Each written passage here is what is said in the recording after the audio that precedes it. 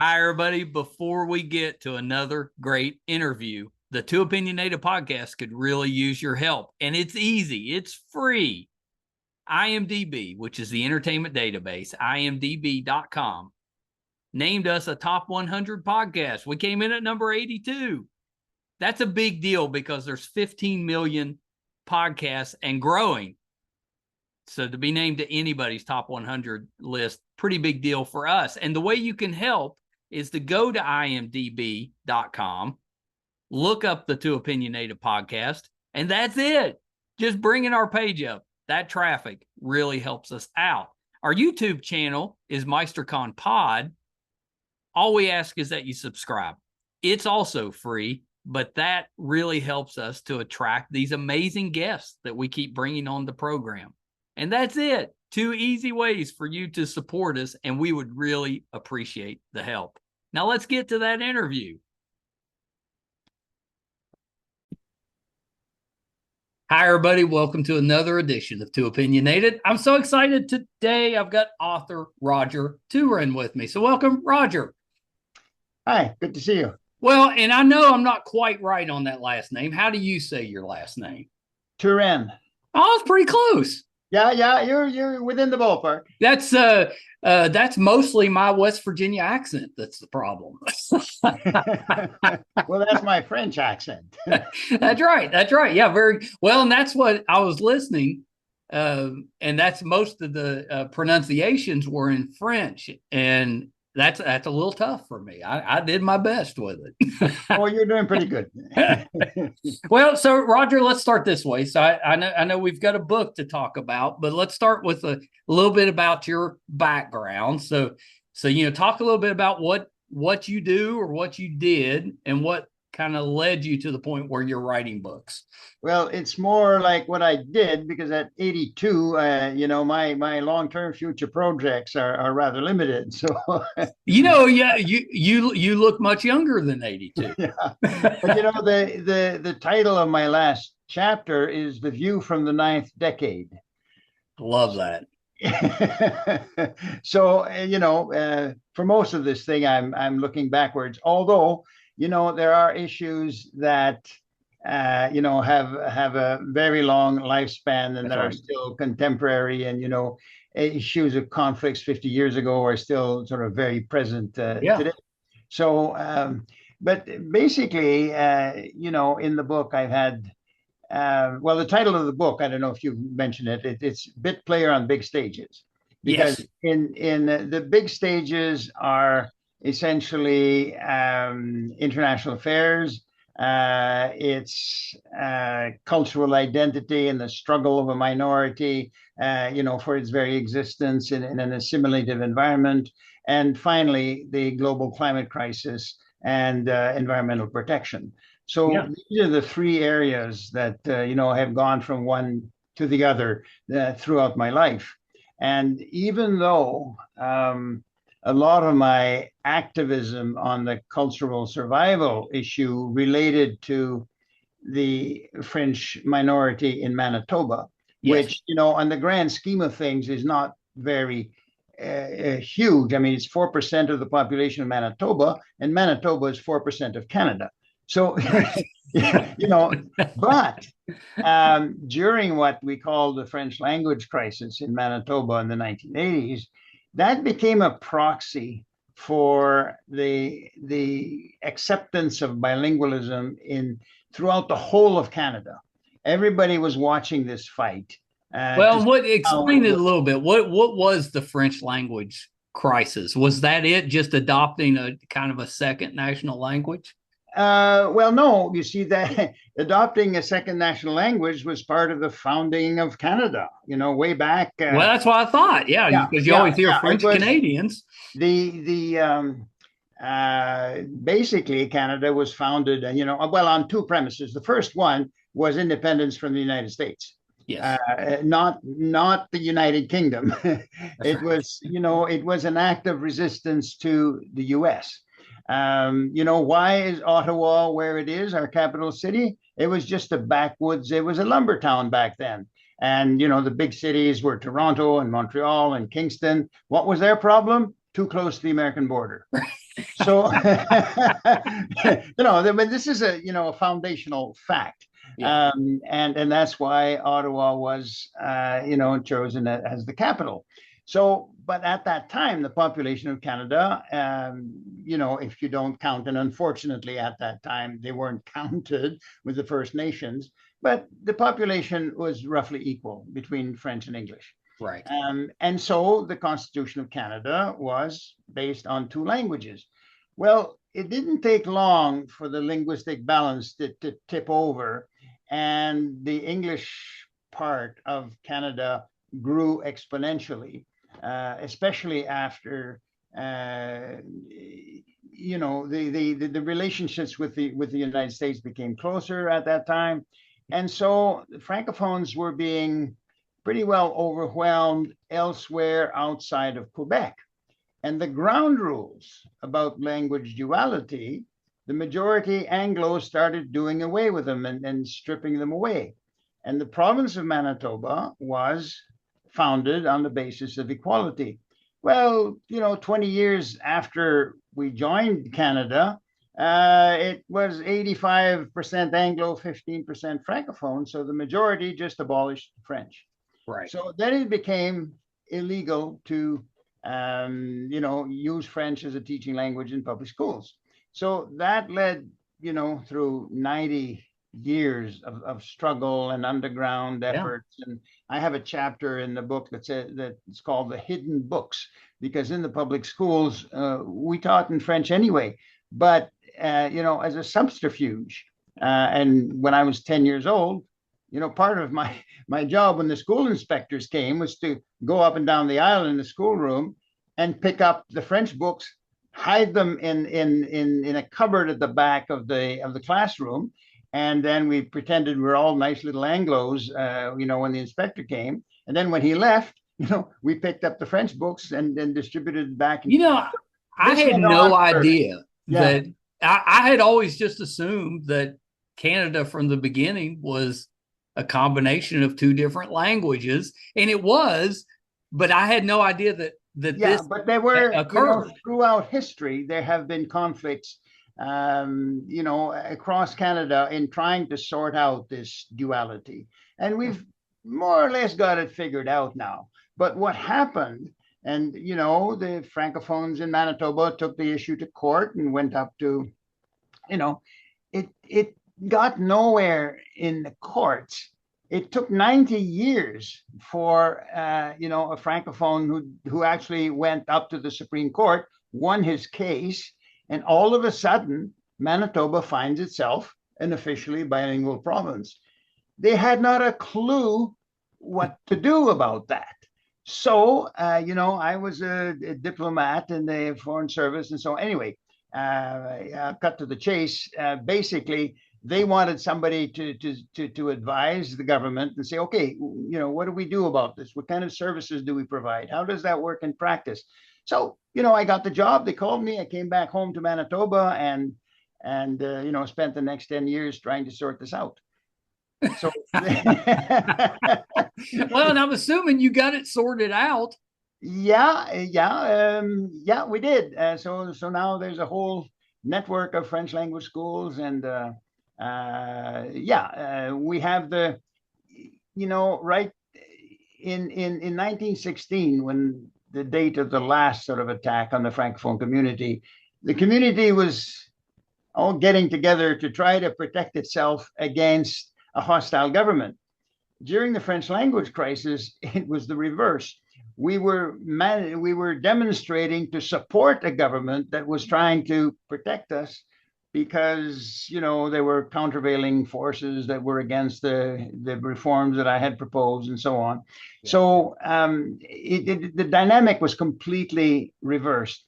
And a few years later, interestingly enough, the partisanship diminished quite a bit, and that was perhaps the thing that I'm most proud of, is that participating and negotiating and trying to get the consensus. And finally, after a decade, a series of, equality provisions from both languages got accepted in the Manitoba legislature unanimously. So, it's the struggle now is, the hostile forces against the, survival of the language is not hostile governments. It's TikTok, it's social media, it's the overwhelming dominance of, social media. And well, is social media, is it trying to take it back to one language? Is well, that that's universal. the conflict? That's universal. They're having the same problem in Europe and so on. The overwhelming dominance of Facebook and Instagram and all of that. The universal language of computers and the internet is English. And you can in China they're fighting that because they have when you're 1.4 billion people, you can have a strong internal market and they're highly educated and so on, plus control by Chinese Communist Party that can block foreign influences. So they don't have a problem with the predominance of English, but everywhere else, there are many efforts. I mean, especially in Europe, you have they try to make some efforts at competing in French and German and Italian and so on, but it's the English language on the internet and on the World Wide Web is the 100-ton gorilla. Right. Yeah. No, it makes sense. That makes sense. Yeah. Where were you a diplomat to? My first posting abroad was in Paris, UNESCO, at the Canadian UNESCO delegation. And that was a rather interesting assignment because it's a very small post. The ambassador and his assistant. And when I got there, the ambassador was dying of cancer, didn't want to tell Ottawa, told me not to tell anyone and to act as if, on his behalf and everything. Then he died. And so I was left, my very first posting. Yeah, that's kind of scary. Working it out, on my own kind of thing. So that was a bit exciting. Then a few years later, I was in Central Africa in what was then known as Zaire. Right.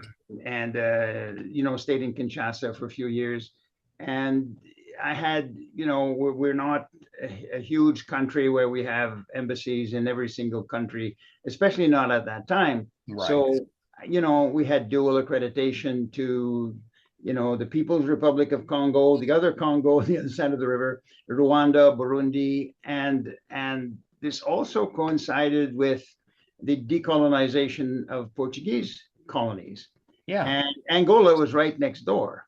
So it's a 1-hour flight. And so Canadian government sent me down there to organize a big delegation of Canadians just to get acquainted with this new country that was about to. Unfortunately, the day I arrived there, the three liberation movements decided to go to war against each other. And, the first night in the capital city, I went to sleep to the sound of machine guns. Yeah, that's terrifying. And so that was then the third assignment in diplomacy was in Stockholm, and where I went from one of the most corrupt, chaotic countries in the world to one of the most organized, disciplined, kind. Something that took me a week to do in Kinshasa, I could do with a 15-minute phone call in Stockholm. Yep. And almost to the point of being boring. Like in Kinshasa, you never knew, what was going to happen that day. There'd be a revolution, there'd be this or that. In Stockholm, you knew exactly how things were going to happen. That's right. But it's a marvelously, I fell in love with the country. It's a marvelously civilized place. But, there were not the challenges that the other postings presented. So yeah, but, yeah, that's really interesting. I knew that you had done some work in Africa. I didn't realize you'd been in a few places. Oh yeah. Well, Africa provided so much. It was only 2 years of my life, but it occupies a significant portion of the book. It's just so many things were happening, so many sort of unbelievable things. Like I was there when, for the Rumble in the Jungle, when, Oh, you were?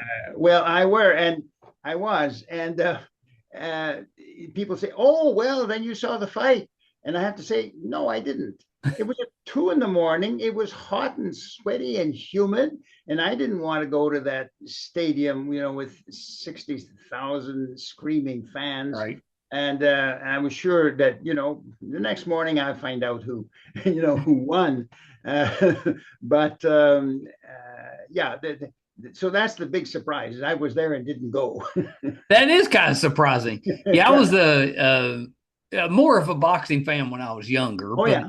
but 70s through the 90s, that was a big time in boxing. A lot of Oh really yeah. good Oh yeah. fighters Yeah. at that time. And Ali, Well, of course, was the well, best of the bunch. it was so visible. There were posters all over the city, and Foreman got wounded somewhere during practice, and the Yeah. fight was delayed by 3 or 4 weeks, and the two boxers was there. So spotting Ali, was the game, and the songs in the street. Everybody was singing Ali Bomaye, which is translated Ali kill him. And even Well, though both fighters were black, it's Muhammad Ali who got the fan base going, and yeah.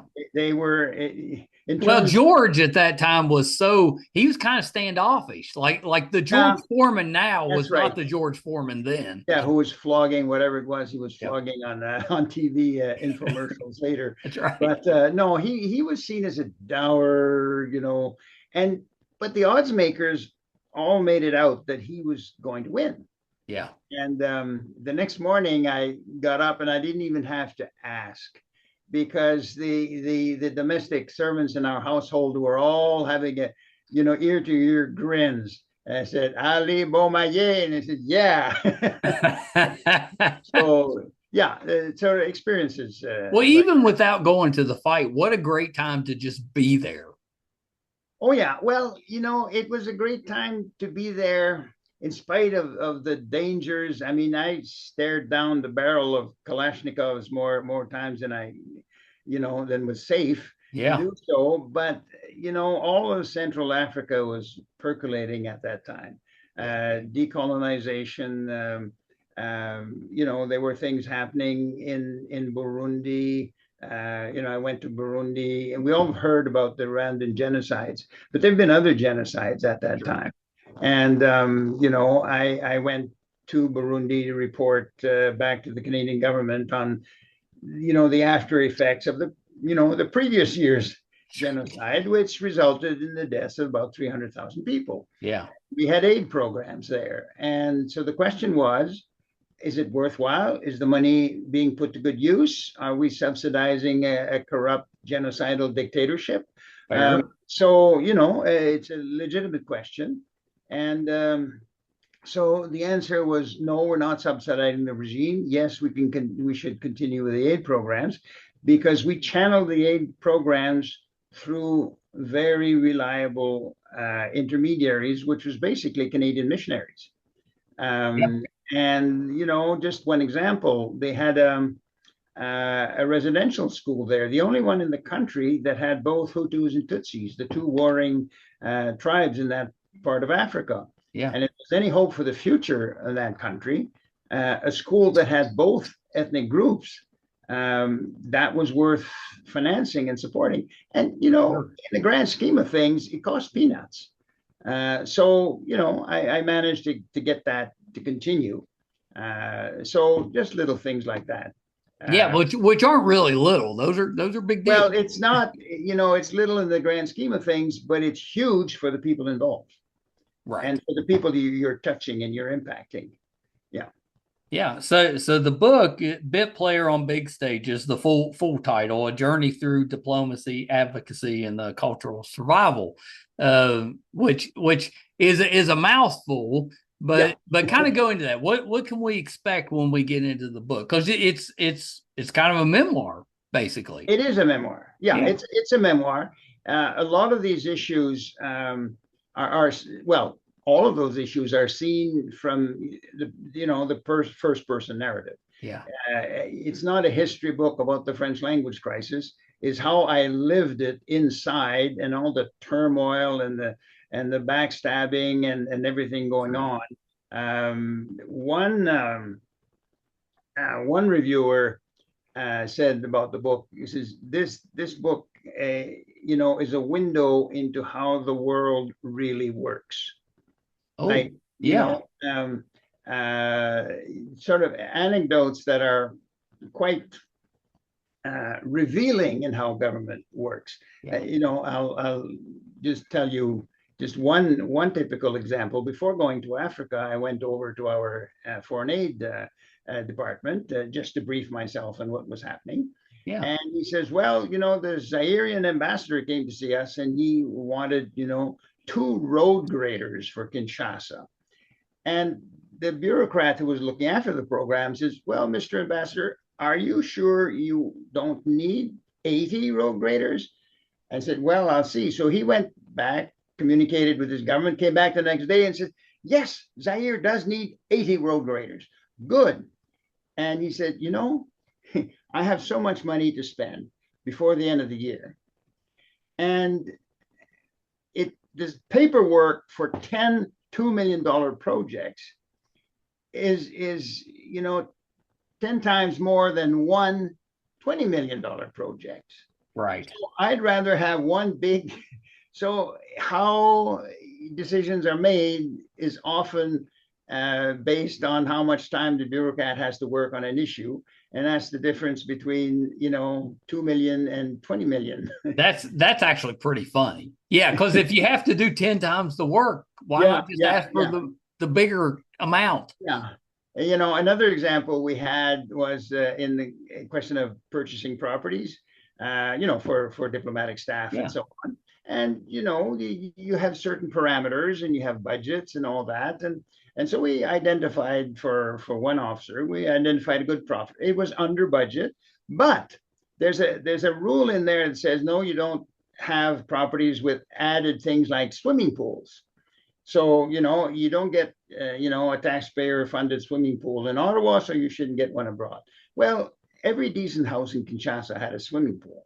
So it was hard. So usually, you got around that and say, well, okay, given the circumstances. But one day we had a particularly nitpicking bureaucrat back there is not approved. So what the embassy did is they filled up the pool with dirt, put on turf on top of it, then photographed and say, no, it has no pool. Okay, they purchased it. After the purchase went through, just dig out the dirt and take out and start using the pool. So, yeah, I know, but it's so it's how the world really works, kind of thing. Yeah, I like that. That's really interesting. Well, and you talk a little bit. There was a assassination plot, I think, that you discussed a little bit. This one, this is an exclusive to that book because this has never been revealed before. And the Idi Amin, very notorious. He was one of the most brutal dictators ever to have darkened Africa. And Canada was hosting the Commonwealth Heads of Government meeting. The Commonwealth countries, there were 32 of them, and the heads of 32 governments were invited. And of course, we didn't really want to, but you had to invite Idi Amin as member of the Commonwealth. So he says, okay, I'd be pleased to accept, but you send me a private jet to Kampala and drive me. Well, Canada and Canadian Prime Minister did not have a private jet to provide Idi Amin. So we said, well, we're sorry, but we'll pick you up at your first point of arrival, whether it's in Montreal or Toronto or even New York. Well, I'll send you my, that's insulting. I'm not going. There was a sigh of relief heard around the world at that. Sure. And he said, well, I'm going to send my foreign minister instead. Okay. So the foreign minister comes around, and apparently he was under the instructions to make an incendiary speech and attack viciously the British Prime Minister, Ted Heath. And one day, on the third day of the conference, the clerk at the reservations desk at the hotel where he was staying came over to our security officer and said, I think maybe you'd want to see this. And it was a telegram that said, well, did my minister deliver his speech? Because if he hadn't, there will be consequences. Ooh, that telegram was clearly intended for, the Ugandan High Commission, but they had mistaken it for the reservations desk. So then we got, the whole spy network involved, and every communication from Kampala to Ottawa and so on was monitored. And so what happened then is this was shown to the Prime Minister. Prime Minister had a secret meeting one evening with the leading governments, Nigeria and the United Kingdom and Australia and probably Singapore as well, and say, okay, what do we do? So they decided, okay, tomorrow morning, we're going to have a public meeting of everybody. We're going to give the floor to the Ugandan Foreign Minister. He's going to talk crazy. And you, British Prime Minister, you will reply in kind, just to show Idi Amin that he'd done his job, and there was no need, to take retaliatory measures. And then, so after this little show, then the Ugandan High Commissioner went back to his embassy and reported back to his boss saying, Mr. Etiang did deliver the message and he really got the British Prime Minister pissed off. The only problem was that the two assassins had already left Kampala, and they had their weapons in a diplomatic pouch, which could not be x-rayed or searched. Right. And so we said, fortunately, the message got through to the Ugandan embassy in Rome, where they had a connecting flight to Canada, and they turned back. But it was a close call. Well, so were they plotting to kill the British Prime Minister? They were going they were going to shoot their own foreign minister. Oh, their own foreign minister. Yeah, their own foreign minister, because he hadn't delivered Amin's speech. And they were the two assassins were to leave the country under diplomatic cover, and it was the Ugandan High Commission's job to make sure that after they did the deed that they could get them out of the country. Yeah. But yeah, that's so interesting. You don't hear about assassination attempts among their own people. Usually, it's usually well, you assume they'd be after somebody in a different country. Yeah, but Amin was something else. Now, this foreign minister actually had a quite illustrious career after, and he became foreign minister. He became ambassador to the United Nations, and he finally passed away in 2021 of COVID. Oh, and so, yeah. But he fared a lot better than his successor as foreign minister, who was Amin's brother-in-law. Yeah. And they found his mutilated body floating down the Nile just 3 months after he took on the job. So it was a rough time in Uganda at the time. Yeah. Yeah, that's really interesting. And it's it's something that I don't think many of us have heard before. That's new information. Well, that particular thing, nobody has heard it before. Yeah. And in fact, Sutherland House, my publisher, they consulted their lawyer to see if, technically, I'm probably breaking the Official Secrets Act there in writing about this. But, you figured, look, this happened, 45 years ago or whatever. And right. No, 52 years ago. So, no, they're not they're not going to come after me for that. Yeah, but, you should be okay. But there's another aspect of this that has security implications, is that I was, for use of the word that they used then, was indoctrinated into the Five Eyes spy network. So this is The Five Eyes are United States, United Kingdom, Canada, and in later years, Australia and New Zealand was added. And this started in the Second World War, and the idea was to spy on the Axis powers. After the war, the idea was to spy on the Soviet Union and its allies. But then, they started thinking, well, we've got this extremely sophisticated spy apparatus, and we're negotiating with our European allies here. It would be nice to know what their negotiating position is. So we started spying on friends. And now this network spies on everyone. Okay. and this is sort of common knowledge. There was one instance fairly recently during the Obama administration when it accidentally leaked out that the United States was listening in on Angela Merkel's, the German chancellor, her telephone calls. Yeah. So this was very embarrassing, and so President Obama apologized and so on, and a few ruffled feathers. But since everybody knows that this was going on, sure. The problem there was getting caught at it and not doing it. So it didn't cause a great kerfuffle. But now if you're going to have 5 countries in cahoots spying on everyone, you had better have common objectives, and you had better agreed on what you do with this information. Well, I've had to rewrite the end of that chapter now since last January, because one of the Five Eyes isn't really on the same wavelengths as the other 4. And a fellow named Donald Trump, you may have heard I've heard of him. And so this presents a real dilemma, because the common objectives are no longer there. So the trust that this kind of arrangement requires is no longer there. The predictability is no longer there. I think that's what a lot of us here in the States, that's kind of the issue that we have with this government, is that allies that we've been allies with for decades, now we're straining those relationships, and it's all coming from our side, and it's very unsettling for a lot of us. Yeah, and there's so much stuff going on.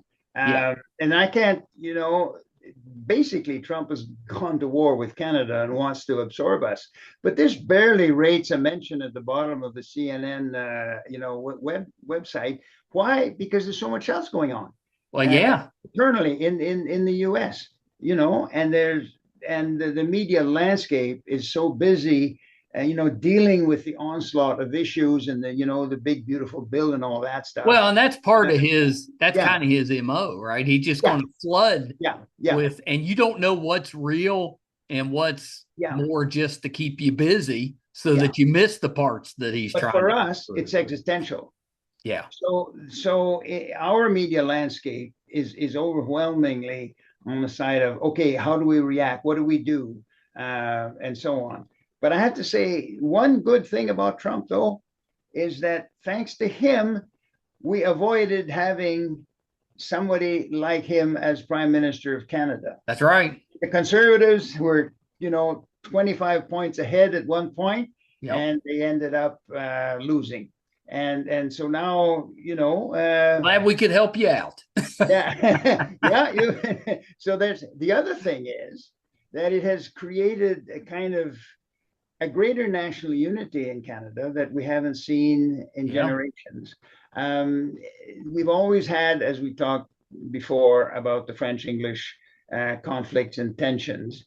Yeah. Well, lo and behold, Quebec, which is the majority French language speaking province and always takes on a more nationalistic approach to things, they are joining forces. And they're cooperating with the federal government in dealing. So the Separatist Party in Quebec lost half its seats in the last election, precisely because they say, we have beefs with English Canada, but that's nothing compared to what we would have as the 51st state. So there's there's a greater Canadian unity now than there has been, well, in my lifetime, really. So yeah, it's really interesting that our political situation is having that type of effect on your political situation, but it's having a pretty big impact. A very, very big impact. It determined, and now the whole focus of the Canadian government is to pivot away from huge dependence on the United States. We've been close friends and allies for 100 years, for heaven's sake, right. And that has led to an incredible dependency in a whole bunch of fields. Yeah. Our exports are 80% to the United States. Why? It's convenient. We speak the language. It's right across the border, right. and there's integrated supply chains back and forth. The notion that all of a sudden, overnight, you would have basically an economic assault on Canada, and Trump was asked quite directly, well, what would it take to solve this problem? He says, just become the 51st state. Yeah. So you can't negotiate any. So it's a major problem, but there's pushback, and so rightfully so. Yeah. And another aspect, the third aspect we haven't talked about yet in my book is conservation, is environment. Yes. And we don't have nearly as strong environment and climate change policies as we should, but it's very difficult to have such policies if they're not also similar policies across the border. Right. So it mutes the effectiveness. Very much so, because climate change, pollution, and so on does not respect borders. That's right. And under the previous government, under Biden, we had our disagreements with them as well. But on the climate change fight, in some areas they were actually pushing us. We were the laggards. Yeah. Well, now it's completely reversed, and every single environmental or climate regulations just went by the wayside in the last few months. So our own policies in terms of environment are very much affected. One example: electric vehicles. We had a mandate so that all vehicles would have to be electric by 2035. Well, this was a really tough call to begin with, because it's only about 7% now of sales. But there was similar incentives and so on the US side. And since we have an integrated auto industry, well, works both ways. Well, all that's gone in the United States now. So we're stuck with these policies, and the government is probably going to have to change them. So everything that happens in Canada these days, is prompted, is pushed by events south of the border. And we look at American media, and it hardly registers because you have so many other there's a lot going on. Yeah, unfortunately. Yeah.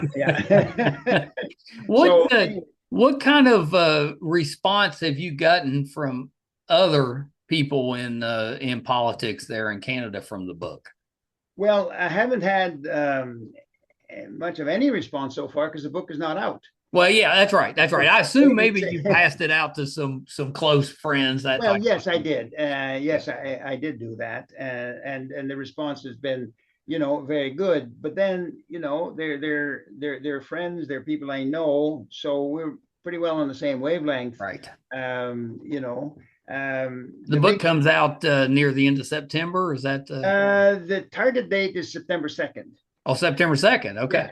Yeah. And it's a fairly big book, but the French version got launched last week. Very nice. Yeah. And in fact, I have it right here. And on the patriotic angle, you can see that's a nice thick book too. It's a brick. 500 pages. Anyway, Good for you. 52 chapters. But it's an easy read.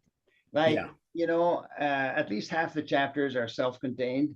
Like you could read it just as one 4 or 5 page magazine article, Right. and so on. So, you know, it's you can put it down, but I've been told that that's not really possible because they said, oh, well, I started reading it, and then I couldn't put it down. Yeah, yeah. So Well, yeah, I can see why, because I was quite happy it's to, so interesting. I was, you know, happy to hear that kind of thing. So, yeah. So what is going to happen? I have the French media were very kind. I've got, you know, interviews.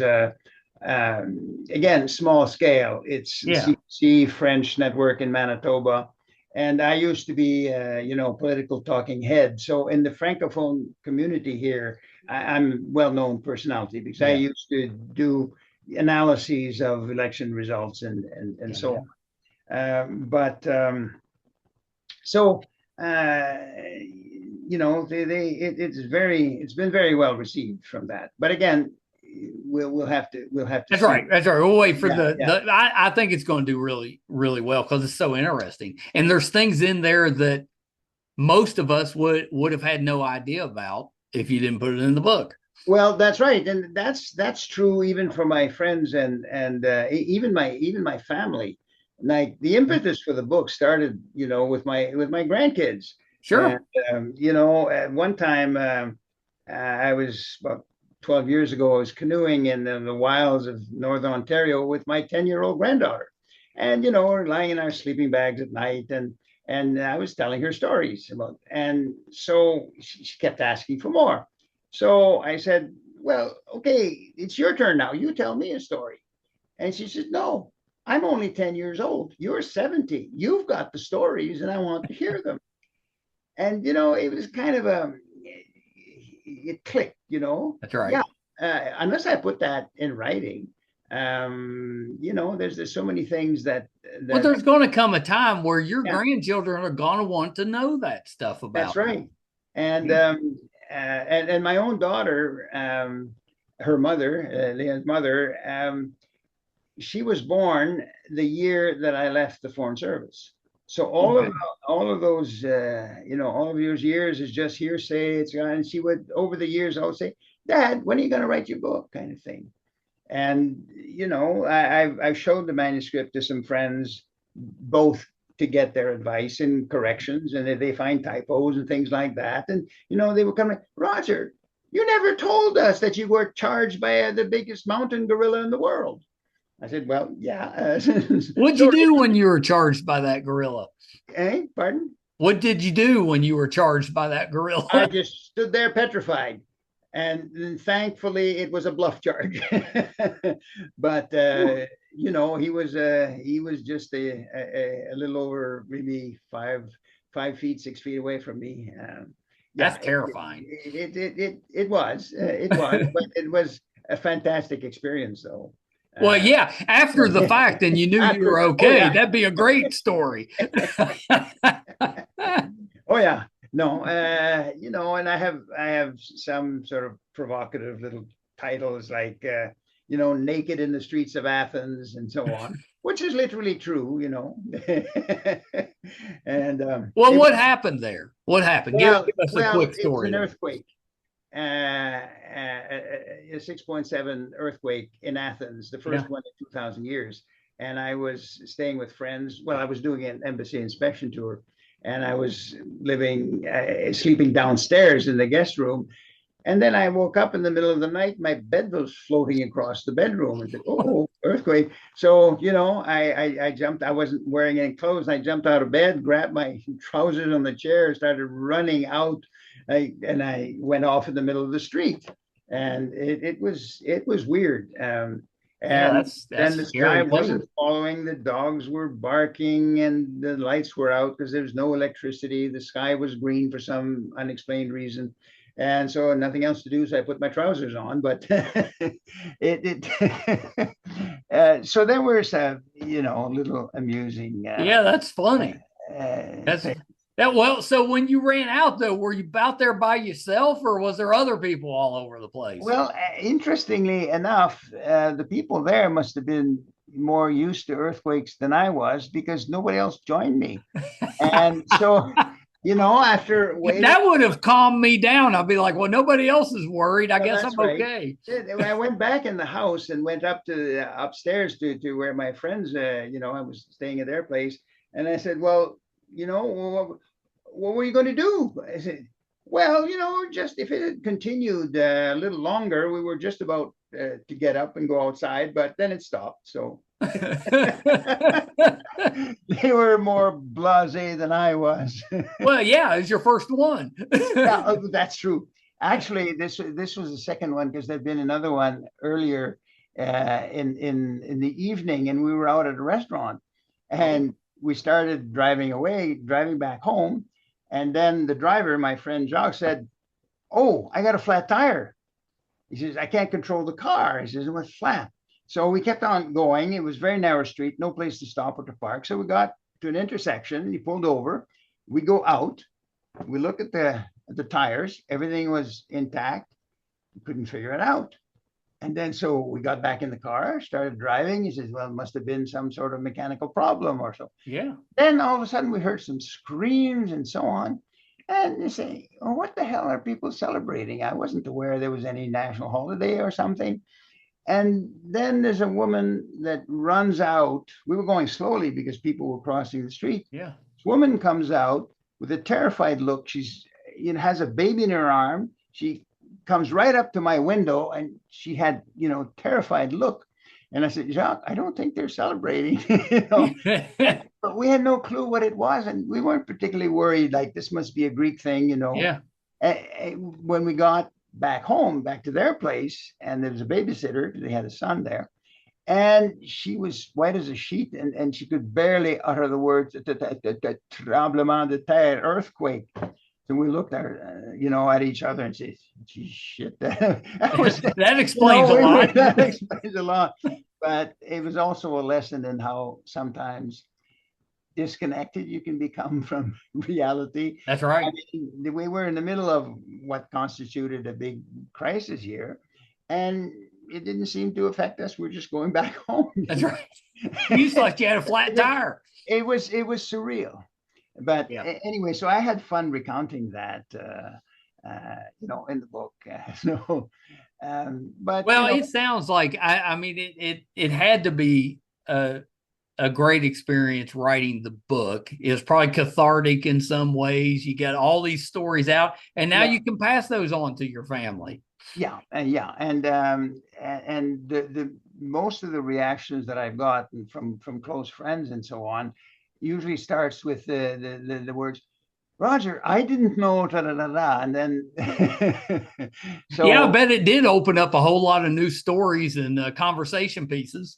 Oh yeah, and also there's new revelations come out, like even for events that happened when I was a child. They say, "Well, you didn't quite get it right, because here's what else was going on at that time." Say, "Oh, well, that's interesting." And it, none of it contradicted what I wrote, but they would add a new dimension which I didn't know about. So that was, it's an interesting, and there will be more of those as the English book comes out.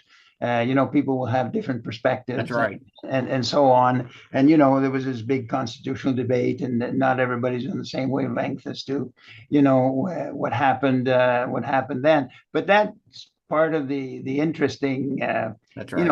Stimulating discussion, which is good. So there's very, localized thing, but it has resonance on a broader, sort of broader audience kind of thing. Some of these things, like the business about, in the streets of Athens, that's a story that's universal kind of thing. It's not linked to. So, I was a bit skeptical when Neil Seaman suggested, I come interview here. I said, well, there's an American audience really interested in such a Canadian story.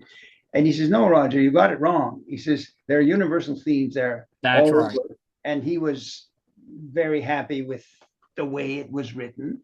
So if Neil's happy, yeah, it's good. Oh yeah, no, Neil's got good taste. Well, I was happy that he was happy, because what I've done when I decided, it was during COVID, and I thought, okay, well, I'm not getting any younger, and this is a good time. Nothing much is happening during COVID, so that's when I started to write the book. But the first decision I had to take is, do I write it in French or do I write it in English?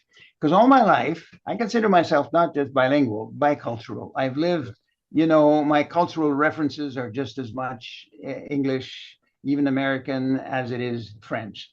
And I had written, a book, 40 years ago now, but I had written it in French. So I could write it in French or I could write it in English, and one or the other, I would leave out a huge audience that I wanted to connect with. So I decided to do both. Now, bilingual books in more than one language, there are hundreds. I mean, a publisher gets a manuscript, hires a translator, and publishes the same thing, same cover, everything, and in another language. This is quite different. I wrote both simultaneously. I would write one chapter in French, another chapter in English, and then translate it and adapt it in the other language. I love that. When there were critiques from people that I, asked for their help and so on, they would suggest changes. So an English-speaking reader would say, well, here are those changes. But that chapter had been originally drafted in French. So I took his suggestions in English, put it in what used to be the French. So even within chapters, there are parts that were, in French and English. So I ended up doing a split screen thing with one side in English, one side French, and then after that, then I didn't go, to one publisher and say, could you publish this in both languages? Very few that do. And as an author, they will do that if you're Prince Harry and you come out with with the book in 12 different languages on the same day, But I don't have that kind of clout. So what I did is I made démarches to a French language publisher, which was not very difficult to do because I'm a known quantity over here. Right. English was a bit different. But Sutherland House, Neil Seaman, his reaction was instantaneous. I sent the manuscript on a Friday, and by Monday we had a Zoom call set up to work out. Love that.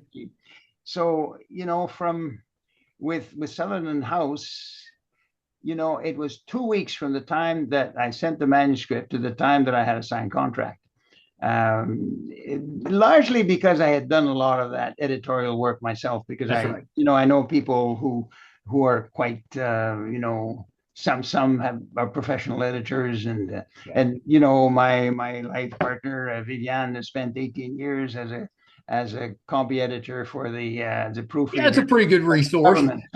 So I got lucky in that sense, but the major differences are the foreword to the book. As the foreword to the French book is by a well-known political analyst in French Manitoba. The English book, completely different. It's from his English language counterpart, a senior political analyst in the English media. Yeah. And neither one has seen the other, and they come out with a different foreword. Then once I started working with the two editors, well, each editor has its own point of view, his own suggestions, and so on. So then the two texts started to diverge a little bit. When Neil, that's interesting. Yeah, and I did, Google search, tried to see if anybody else had worked that way, and I couldn't find anybody, not in North America anyway. I did find, Danish writer Isak Dinesen, who was more well known for having written Out of Africa, the movie. Yeah, of course. And so on. Yeah.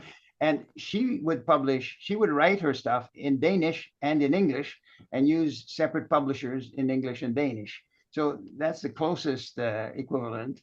Yeah, that's so interesting because yeah, you just assume that one publisher be able to do all of it. well, but a lot of them do. But Yeah. I for a book of this kind, for an unknown author, um, it would have been a hard a hard sell because most of them would say no, we so but in the end, I'm glad that this was not an option because the way I did it is very interesting. And then the covers of the two books are totally different. Yeah, I noticed that. Yeah, yeah, and in the French version, there's a focus on my Franco-Manitoban origins. It's even in the title, and they focus on the events surrounding the cultural survival issues. But in the English version, the photograph on the cover is me at the General Assembly in UNESCO. They put the emphasis on the diplomatic service and so on, and environmental issues. But it's that's the perspective, from Toronto, and they know their audience. So it comes out, but 98% of the text is the same, with one difference is that I have a slightly different style of writing in French and in English. Yeah. So I write it in English the way I would write in English, and I write it in French the way I would write. A translator would spend all his time trying to try to translate exactly what the author is saying and so on, and trying to interpret. Since I'm the author, I didn't have that problem. So I just wrote the way I would normally write in English and so on. So that it's very loosely translated, you see. Sometimes there'd be an anecdote, it works fine in French, but just doesn't connect in English. So I drop it. Just little details. I love that. So yeah, each book is kind of unique. Yeah, there's a few people, mostly close friends who just want to, have a copy of both. But so I tell people, no, you don't have to purchase both. You're okay. That's right. That's right. You'll get the gist. It's okay. That's right. Yeah. Well, yeah. Roger, so the book is a Bit Player on Big Stages, and it's out September 2nd. Yeah. Thank you so much for taking some time. Actually, you can pre-order it right now on Amazon. That's right. It's already on Amazon. And that was my next question, is where we can get it. Yeah, it's already there. Yeah, amazing. Well, Roger, thank you so much for taking a little bit of time. The book's so interesting. I love the way that you talk about it. It's obviously, it's your life, so it's obviously a passion of yours. Can't wait to read it myself. I'm very excited about it. Thank you so much for the time. It's been my pleasure. Thank you so much for having me. Yeah, Roger, are you on social media?